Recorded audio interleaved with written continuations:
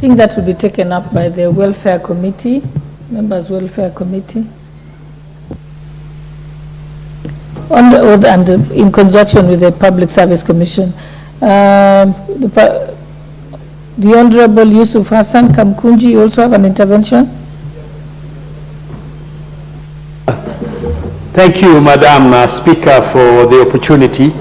I just wanted to raise an incident that happened in my constituency yesterday that I think is a matter of urgency that needs attention. A group of multi-agency undercover operatives have put their focus on the business district of Isli and have targeted wholesale shops trading in milk products and more specifically powder milk. They have since January created carried out raids on shops, arresting traders. Yesterday, these heavily armed security agents carried out what looked like a commander anti-terror attack operation, disrupting business in the crowded Isli business hub, eventually closing down the business district's activity along First Avenue, which is one of the busiest trading areas in the country, and causing business losses running into the millions. These security agents have refused to identify themselves. They did not have a search warrant and used brute force to vandalize and break into the shops of individuals and private businesses. And when a crowd who were curious gathered outside this particular place, they started terrorizing the population, firing live bullets into the air, and eventually calling in reinforcement of police who tear-gassed a densely populated neighborhood with hospitals, schools, elderly people, women and children. They collected an unspecified and undocumented goods without leaving any documentation or signed inventories of the confiscated items. No accountability. This says a lot about the behavior of those officials, which I think is contrary to the rules of the National Police Service, which operates under our constitutional mandate and to behave with total impunity and operate above the law. We have border controls, Madam Speaker. We have the KRA, we have CAPS, we have other institutions trusted with the control of our borders. Isli is not an island. The question I'm asking is, have our border control system collapsed?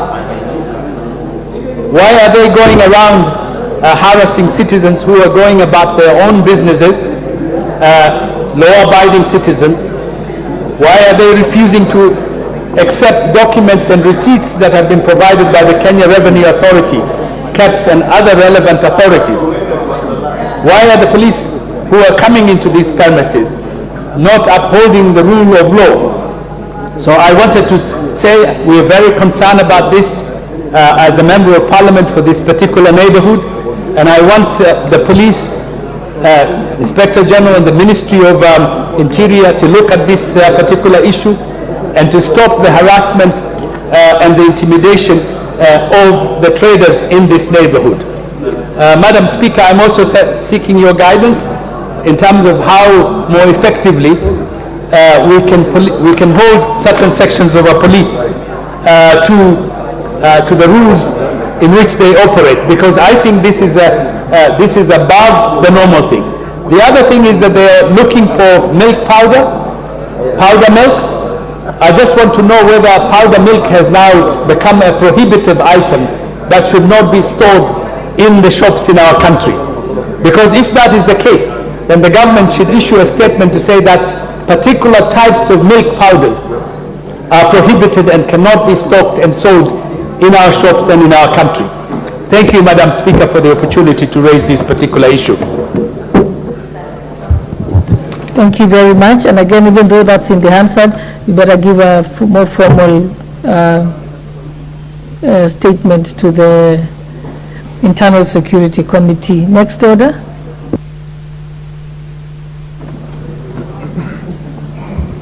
Order number 8.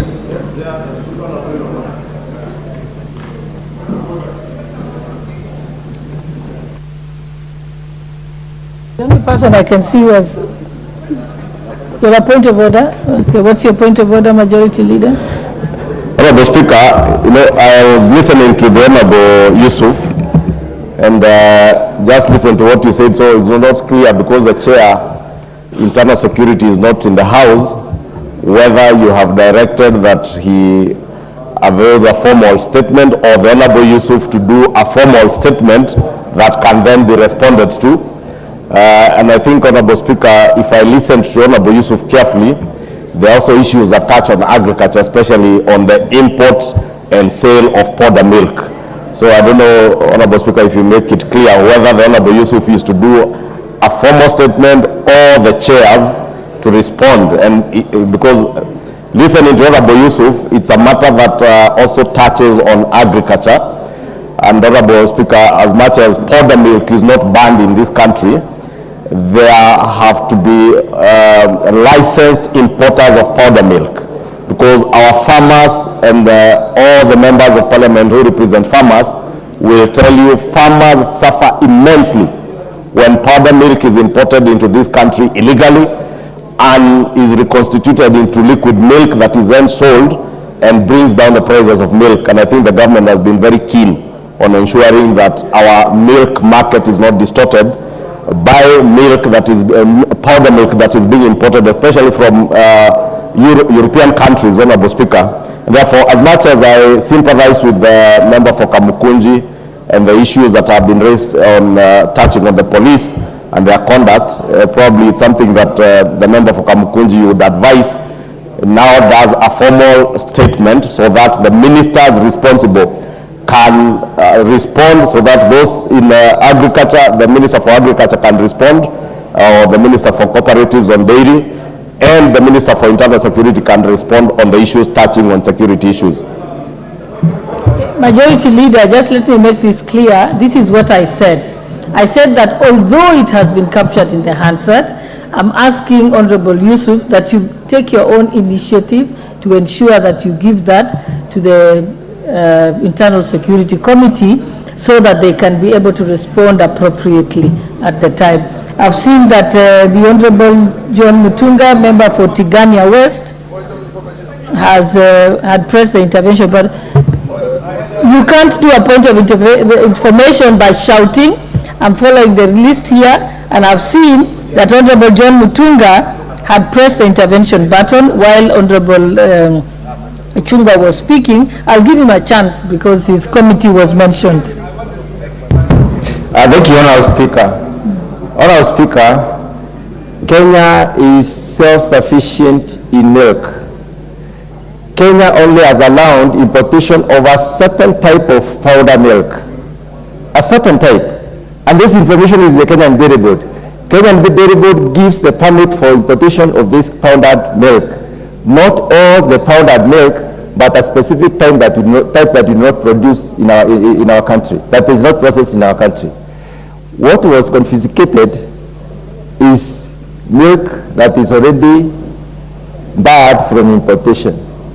The anti-counterfeit authority needs to come in. Kenyan Dairy Board needs to come in. Let him bring the formal statement, and we shall give him a government position. Yeah, thank you.